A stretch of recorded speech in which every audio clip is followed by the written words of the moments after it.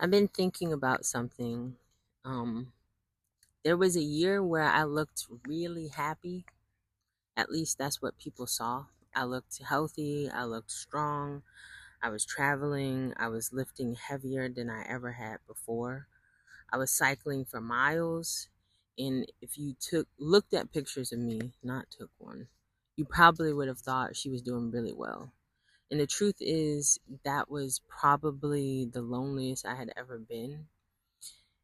If you watched my last video, you know that I went through a relationship that changed me, but not because it was long or not because it was dramatic, because it opened me up emotionally in a way that I hadn't experienced before. And when I lost that connection, I lost something inside of myself too. I didn't really know how to put it back together.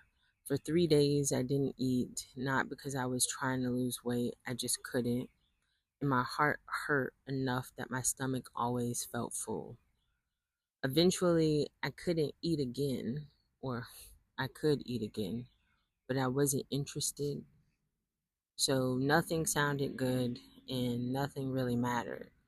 I tried dating afterwards, but I really wanted to believe I'd eventually meet someone I connected with in the same way.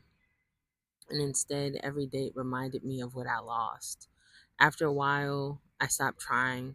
I stopped talking, not just about dating, about almost everything.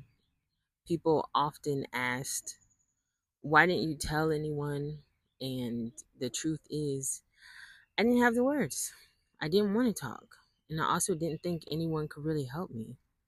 And it's not because I had bad people in my life. Like, all the people in my life are really wonderful. My family loves me deeply and always has. My friends have always cared about me. And everyone has always shown up. The problem was not them, it was me. I didn't know how to let anyone into what was happening in my own head. So I came up with another plan. I didn't consciously decide on it one morning, but it happened gradually. I thought if I looked great, people will stop asking me if I'm okay. If I looked healthy, they'd assume I was happy. If I looked happy, they'd assume I was happy. And they'd assume if I was happy and if my life looked exciting, they'd stop looking for something deeper. So I got busy. I got really busy. I worked all day. Then I would go to the gym. After the gym, I'd get on my bike. 15 miles during the week, 20 or more on the weekends, sometimes more than that. Then I'd wake up and do it all over again. And that plan did work for a while. And that's the scary part. My skin looked great. I leaned out. I was stronger than I had ever been.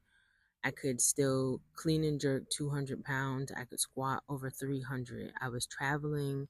I was posting pictures, living what looked like a really full life. And the people in my life told me that I looked amazing.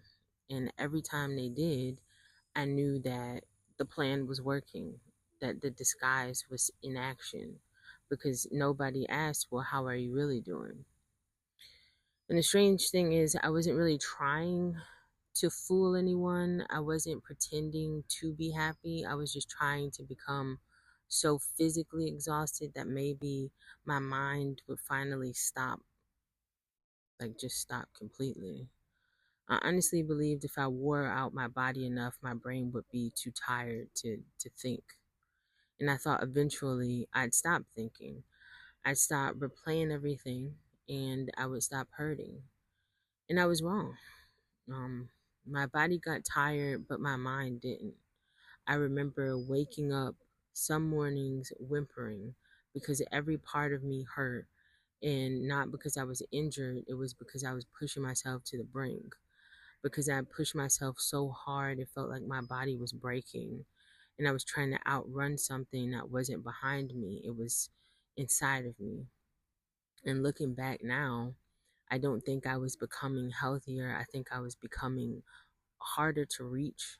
The stronger I looked, the less people worried. The busier I stayed, the less anyone asked questions. And the better I looked, the more invisible my pain became. And that's exactly what I thought I wanted. But I don't think I want that anymore.